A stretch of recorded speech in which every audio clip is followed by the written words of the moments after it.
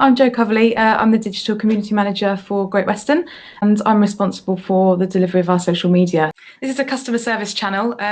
We've always been really clear that that's what this was going to be, rather than a marketing platform. I mean, we do put out a little bit of marketing stuff, but we're really careful and selective about the kind of things that we put out. And that's just because, we don't want to annoy our customers. We're there to help them. And so primarily that's what we're going to do. We actually do run a quarterly survey to ask our followers how well we're doing on Twitter. And one of the questions is, how well do you think we're balancing out marketing and customer service? And so far, customers seem to think we're doing okay. So I think we're going to stick with doing it that way. And I think one of the reasons why we do what we do is because I've been responsible for setting up the social media and then managing it.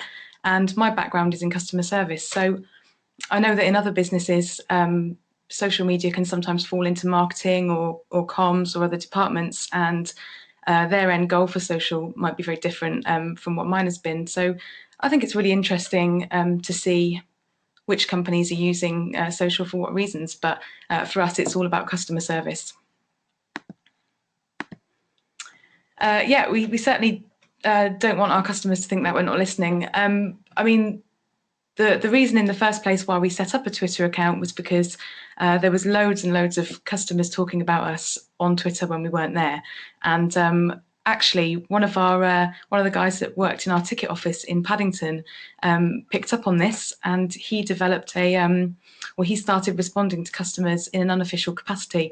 He's called Ollie, and he now works on our Twitter feed. But he came to us and said, listen, guys, there's loads going on.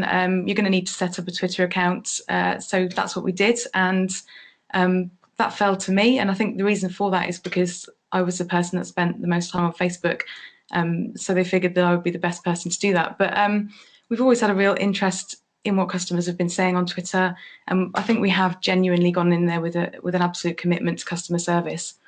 I was a bit of a Twitter novice, actually, so I was quite scared when we first set this up. But it all seemed to go okay. But I mean, since the days of me looking after Twitter on my own, we've really grown now. We've got quite a big team, a team of 6 or 7 advisors who manage our Twitter account from between 7 in the morning till 10 at night. So we're there some really good hours. So it's great that we've been able to do that. And now that we've sort of established ourselves on Twitter and hopefully we're doing it the right way, now we're in the position to sit back and really drill down into exactly what customers are saying about us. And we're using Conversocial, and having a tool like that is kind of just invaluable for us to bring everything that people are saying into one place. I mean, as part of our overall strategy, we are going to be using big data to drive real business strategies, but we don't know what that's going to look like yet. We're still in the planning stages of that. So our approach to social media is going to be very much one of all the small things. I'll just explain that in a little bit more detail. I mean, we're a massively complex industry, the railway, and we've got some really big problems, some challenges such as like performance and capacity and infrastructure and things like that. And those are the main things that our customers are talking to us about.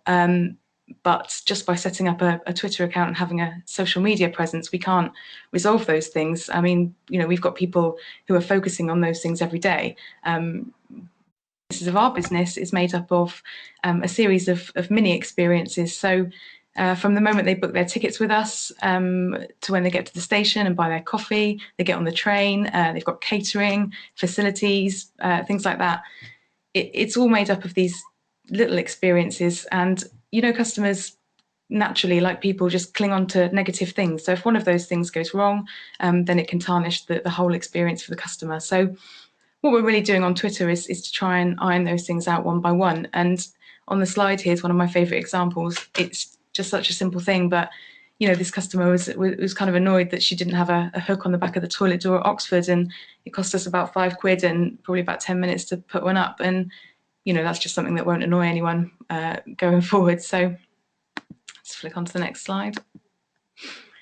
So yeah, I mean, I think this just kind of sums it up, really. We're really to be in this position where we're just getting tons and tons of customer feedback from people now, and we're able to pass that on to people in the business. And I think, as in a lot of businesses, we've had a lot of skeptics within ours with social media, but now they're starting to see all this data come through. I think people are starting to sit up and say, hang on a minute, there's kind of some really good insight here about things that we can change, like engineering, for example. If someone finds something that's broken on a train, it takes us 5 minutes to get it from Twitter and pass it straight through to engineering, and they can arrange fixing it. So I think people are starting to become really interested, and if we sort of fix all the small things, I think we can make one great thing out of that.